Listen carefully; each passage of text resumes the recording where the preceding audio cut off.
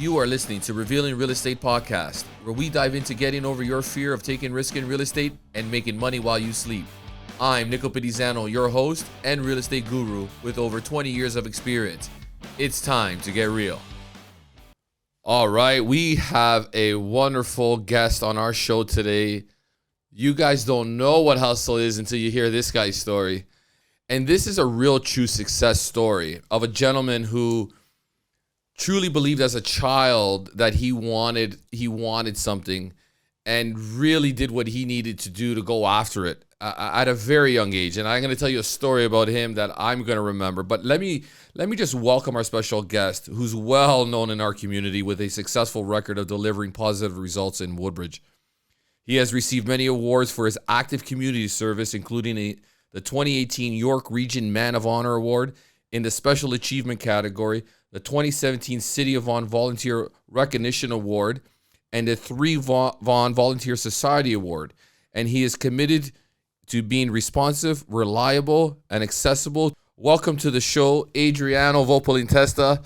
Thank you for coming in on the show. And number one, congratulations for finally being elected as Ward 2 Councilor. That is awesome achievement, and thank you for coming on the show. Nick, thank you so much. It's a true pleasure to be here.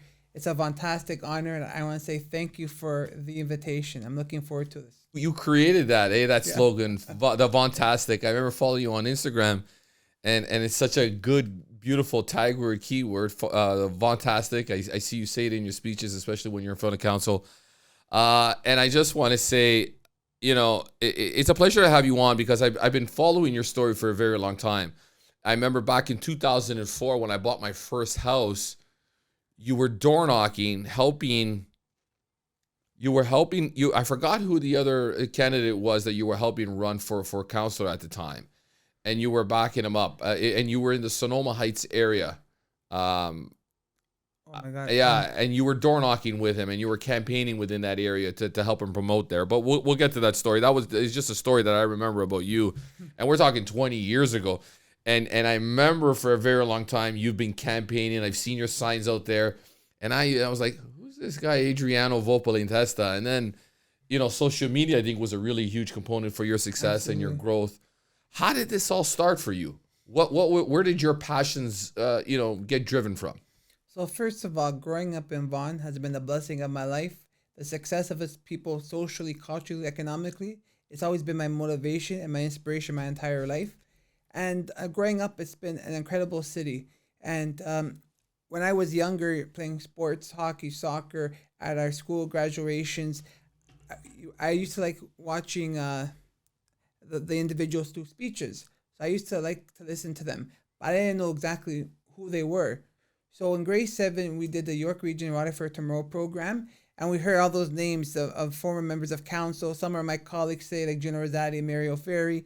And the geography class, it taught the students what is the role and the functionality of a municipality, roads, parks, community centers, fire service, all the day-to-day stuff that affect the everyday people.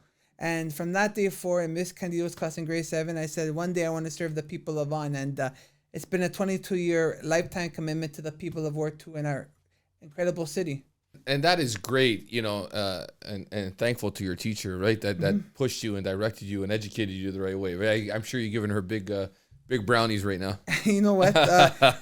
Speaking about how time flies and, how many things are so surreal during this journey, one of our first meetings we had at council at 1:00, and for 20 years, I was always there in the crowd, the third row at the corner where I was eye level to members of council, participating on deputation, being involved.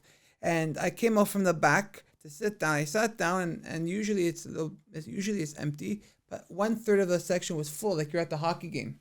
So I walk out, hey, Adriano, hey, how are you? So I put my stuff down, say hello. As I'm walking to the section, I look up and I go, oh my God, it's Miss Candido. So she came a big hug. So good to see you. And some of my colleagues are there watching, and the staff and the delegation that was there. And I would go, and it was just a beautiful moment. And see, guys, see that story, grade 7. This is the teacher, Miss Candido. She's always been a great motivator and inspiration. It's always great seeing her over the years. Now she was my teacher, grade 7. She was a principal in in Valour community, and now she's at the board, a superintendent of one of the departments. So what a journey, 22 years later, to see where I began in the council chamber. We also even took a picture of it. So that is amazing. And, and it's those moments, whether you're a hockey coach or you're a teacher, or you're a mentor in some way or another to a child. Those are really, those are the hero stories, right? I remember my first coach.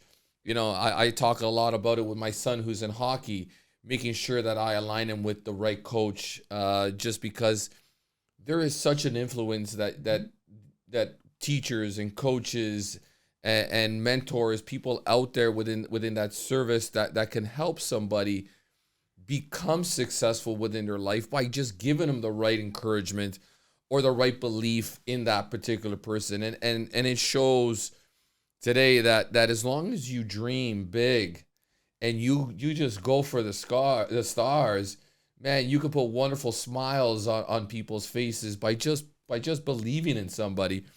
And I'm so happy for you for what you've accomplished and your full achievements that you wanted, because when you see somebody's dreams come true and you've been following them for so long, because I tell people all the time, I'm a very Vaughantastic type of person. Absolutely. Myself. I don't cross steels that often. That's like me. Right? So I'm always just north of Steels. Yes. And I'm south of Tustin Road, right? And those are my coordinates, right? Because I eat, sleep, and breathe the community of Vaughan, right? And it's such a wonderful community. The people are great, and it is just Vaughantastic, and I love that hashtag, and it's wonderful. And you know what Vaughantastic means? Vaughantastic represents the passions, the personality, and the purposes of the people of Vaughan, and every single resident in our city represent that. When you be your true self, when you give back, or you follow your goals, your dreams, and you always want to do good. Nothing beats people with good intentions, positive intentions, want to help out, want to succeed. And if you do that, eventually down the road, you will succeed, because, it's such a small world. The universe, brings people together, and you never know who you're speaking to, who can introduce you to you. And people can tell, when someone's genuine, authentic, sincere, and, and they want to do well. And that is something where attracts people to you, no matter what field or what industry we're in. Life. Yeah. Your hustle has been phenomenal, right? And I want to continue just a little bit more on that hustle, right? Because when did you first run for councillor? When I was 18 years old. Was your first real... Yeah, for regional councillor, I came... Ballot in to say, hey, I'm running for Ward 2 councillor. Was it always for Ward 2? That was regional councillor, 18 years old, councillor. 2006. Yeah. I got 6,000 votes, just spending $1,000, 100 signs, and I was creative. They're 8 feet in the air, so they stand out. And about 30,000 business cards, word of mouth. We got 6,000 votes, and some of the top three who won, 150,000 all-out campaign, and I actually bet 3 individuals. And when you look at, I remember, now my colleague, regional councillor Rosati, when I went to go congratulate him, he goes, "Adriano, how much did you spend?" So he goes, 10,000, 15,000. I go, "No, $1,000. He goes, $1,000. You got 6,000 votes." So you know what? 20 years later, we're colleagues. It's the support of the Vaughan community, Council. right? It's not about right now. Yes. You had the support of the community behind you. That was your biggest. And for the Ward 2, that's when we ran 3 times. 2014, and then I show the backstory. So 2014, I got 1,100 votes, came 5 out of 7, and I raised $10,000. In 2018, I raised $36,000 in about 2 months. Tripled the vote, 1-9 show with a couple volunteers, but just door knocking around the clock. I tripled 3,000 votes. A very close second with another individual, and at the time, Councillor Corella won by 1,000 votes. This time, we went from 1,100 to 3,000 to 7,200, doubled and a third, and was able to raise the maximum amount, $37,000 in 1 month. It shows the motivation of the community, with everyday people, because usually it's... but it starts with you, because you got a winning attitude, right? And it's all about a winning attitude. That's hustle. Mm-hmm. To me, that's hustle. Yes. Going out there, knocking on doors, doing what you need to do to survive. I remember when I first started out in real estate, people don't know the sacrifice that I made to get where I am today. And there's still so much more that I still want to achieve. Yes. And there's still other passions that I really want, and I'm sure you do. We're going to get into those.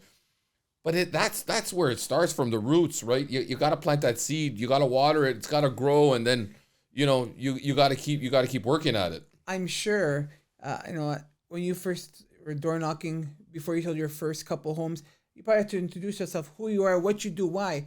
Then bit by bit, your reputation, your track record, people come to you. But same thing, I remember my 2014, hi, I'm Adriano Volpentesta, running for Ward 2 Councilor. I bring you at the time 14 years of community leadership in the city, the school, the sports, the community. Okay, well, I know. So how time flies, every election, it takes time. And people see consistency when you're there around the clock, not just when you need their vote or you want to sell their house, you show up at the doorstep. So there's so many similarities. So since you've been, elected as councilor for Ward 2 City of Vaughan, I've seen you and I've seen that smile not come off that face, and you've been smiling for a very long time. And I'm sure your mom and your sister can't take that smile off your face and are super proud of you. Can you share a little bit of Absolutely. that story? So I come from very humble beginnings. My mom, she's worked 2 jobs for 25 years, in retail, working hard. She really sacrificed her whole life for me and my 2 sisters. She was a great inspiration and motivation. And, even over the last decade, I've helped out on the family situation, taking care of a lot of the burdens financially. There are times where we shared a car. Our life has been so many setbacks and obstacles, and I've defined each and every single one of them. So when people see me, I'm so grateful, so thankful, so appreciative, where I don't take this for granted. And where I come from, I put myself in the people's shoes, a situation, a problem. I understand how it is to be in real tough situations where you think people don't believe in you or care about your situation, but that's what's very unique about me. And my leadership style, it's very grassroots. When you have a problem, I'm going to do everything I can to help you. I will go through every avenue possibility, use every tool in the toolbox to ensure we can help the community and the residents. So this is very personal to me. That's why I'm very passionate about this, and people see that this has been a lifetime commitment. And when you have a discipline, desire, determination, it could get you through anything. Very true, so true, and I cannot express how true that really is, because that is a prime example of myself, and you appreciate it so much more, right? Because when it's not given to you on a silver platter, and you have to go out there and really grind and work for it and put on your construction boots and your hard hat and really dig at it. Man, I applaud you, and that is amazing, and I'm so proud of you, and I'm sure there's a lot of people, and I'm very happy to have, well, you're not in my ward, but I wish you were, but maybe I can convince you differently next time, but we'll talk about that for another day. But let's get right into now the present. You are in the city finally. I know you've been there. You've been helping out. You've been volunteering over the years. I just want to fast forward. Absolutely. You're right now in the city of Vaughan. What's it like? What was it like, within your first day of office? What's it like today? What's currently happening for the city? Enjoying this episode? Subscribe to our channel and leave us a comment down below to let us know what you want to learn next. Make sure you're following our Instagram and TikTok to stay up to date on our new episodes every Friday. Before the people brought me to be their new counselor for Ward 2, I've done this for 20 years. And I mean that, since 16 to now 36, I've been to every meeting, participating. I have over 2 decades of experience in the city, the school, the sports, the business community. I've helped thousands of residents. They call me directly, and for years I've worked directly with staff, with every department to get things done. I've worked very well with members of council, and so it's been a very smooth transition, a very, what I expected it is. And as issues come in, we help out. And last night we had our first Vaughan Public Library meeting. I wanted to be on it for many years, and that was our first meeting. Sometimes you apply for boards, you don't get them for whatever reason. But it was so great to be at that first public meeting. And in particular for Ward 2, we're getting a brand new library at Father Buffon Community Center. Very nice. I know you got a wonderful outdoor hockey arena, yes, which is really cool. Absolutely. Right? Maybe we get some boards on those hockey arenas, which are The nice. boards are there the boards now. are there now? Yes. I haven't driven by because I used to go to Father Brizani. I used to be part of Ward 2 when I was Yes. growing up. Are the boards there now? Nice. Yes, finally. Nice, finally. Thank God. Oh my God, Yeah. I remember those days. Yeah, you remember those days? So that was awesome. So right now, in the present of your daily jobs within the city, what are some of the things that you kindly work on daily? My responsibilities every day, it varies. People call me sometimes, the tree's dead, we need a new tree. There's a large pothole in the street, we get it patched up. There's so many issues. The street light's not working, so we get it replaced and fixed. So many day-to-day issues, because as a municipal councilor, we're in charge of the roads, the parks, the community centers, fire service, and anything else, permits. People want to do a pool in their backyard. So bylaw. Yeah. Planning. So many different assets are always getting developed on a daily aspect Correct. where it's going to need your attention and needs decision making a lot of times. Yeah, and so you've been putting out a lot of fires, I guess. Yes. You know what? Sometimes that's part of the day, and it really shows how when you work together, I don't think people realize there's so many different moving parts for an issue. So when something's issues arise, it's incredible when you see the backstory of it with bylaw, with zoning, to make sure everything's up to par. So that happens. Oh, it happens every day, right? The minor variances and complaints Correct. that are constantly going on, and you got to sit in and listen to those concerns of the community and find out what's happening. But there's a big crisis that's happening right now. From what I see in not just our community of Vaughan, but in many communities throughout the GTA. And we have a really big shortage of housing supply. The demand that's currently out there within our industry and the unaffordability of homes today, with the cost of interest rates going up, with the supply chain increasing in values and the cost of energy today, and things just becoming so expensive, homes still today right now are actually in a bidding war. And I was just into one yesterday where I had 14 offers in, 30 showings in 2 days, and people were practically breaking down the door to get inside. So there is a crisis. There is a problem, even on the rental side of things. What are some of the things that the city is implementing right now that can help with the shortage of supply to support the demand that's currently out there in the market? First of all, I think it truly is a compliment to the city of Vaughan, to the people. People want to live, invest in Vaughan, and build in Vaughan.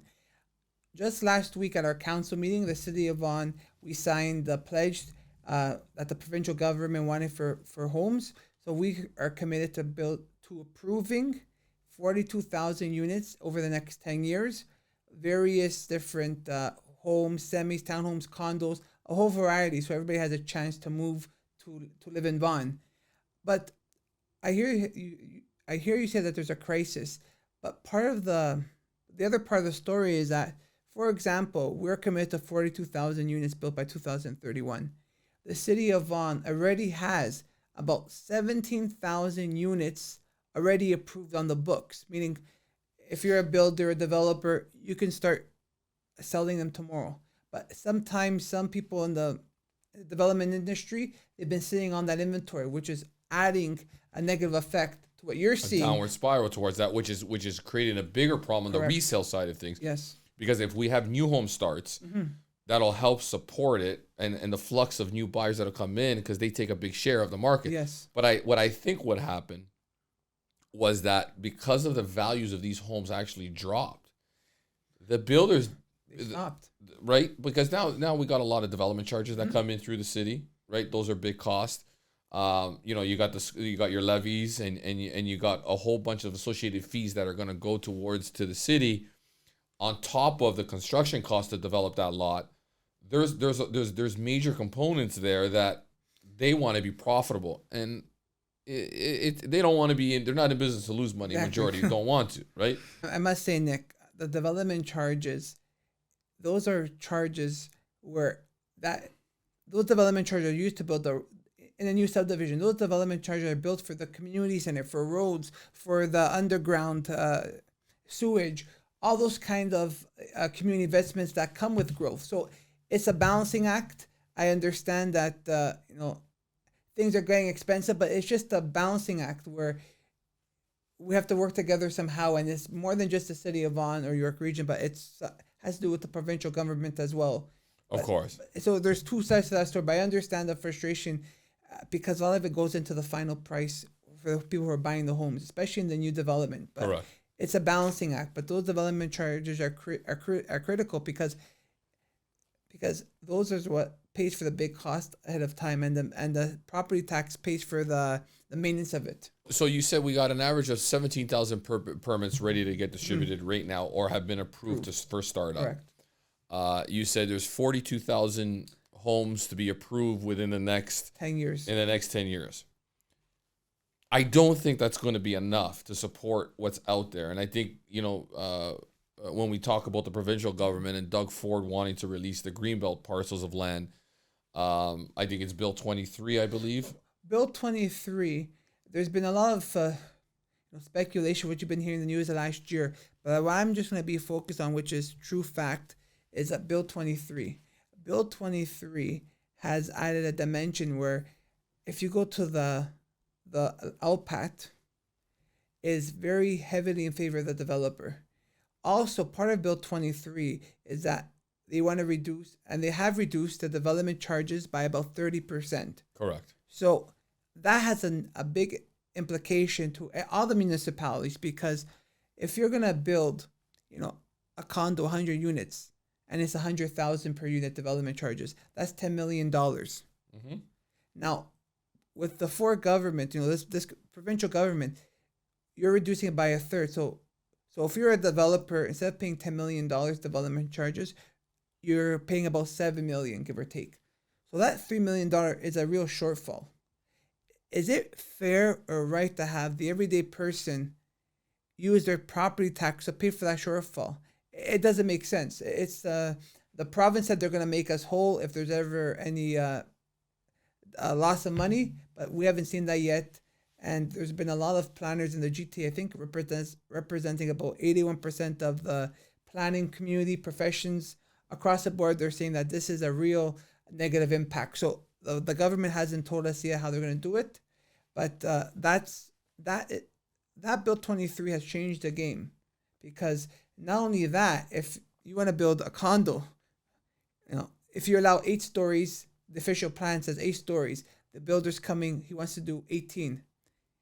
At the end of the day, the council has the right to approve or refuse any application that the builder presents to council. But with this provincial government, Bill 23, it has made it so pro-developer. And also, if the municipality goes to the board and they lose, the city of Vaughan, the municipal has to pay for all the costs on top of the builders, plus our own for the citizens. And that has really added a new dimension which wasn't there before. But not only that, a lot of the new applications, they're more high density. They're more aggressive, more high density. Sorry.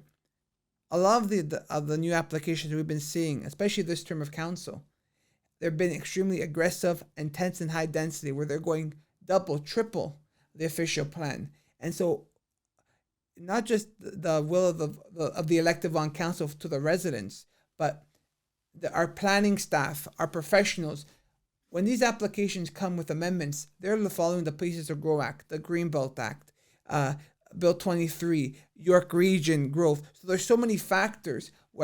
When they're giving us their city staff recommendation, it's not just a political recommendation, but it's with their expertise, their professionalism. So that's the balancing act. So if you allow 8 stories at that on the site, the builder comes with 18 and they want to sell it at 14 or 13. It's almost still double the official plan.